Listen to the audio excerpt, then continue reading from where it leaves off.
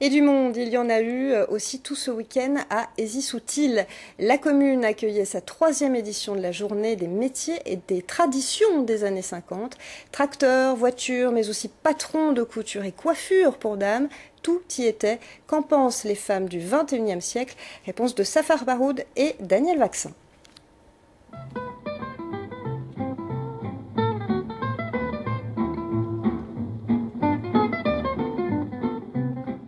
Ézy-Soutil voyage dans le temps, bienvenue dans les années 50. Rock'n'roll et pin-up sont remis au goût du jour et l'accessoire obligatoire, c'est le corset. Les femmes sont ravies et les hommes aussi. C'est très agréable, ça sert un petit peu, mais je pense que ça devait quand même bien gainer pour porter des robes de soirée ou des choses comme ça.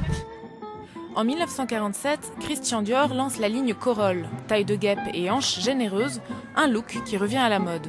Depuis quelques années, il y a eu un retour, on le voit dans les collections de haute couture notamment.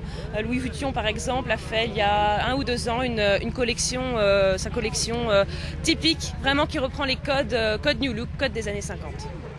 Mais les années 50, ce n'est pas toujours glamour. Démonstration avec la mère Denis.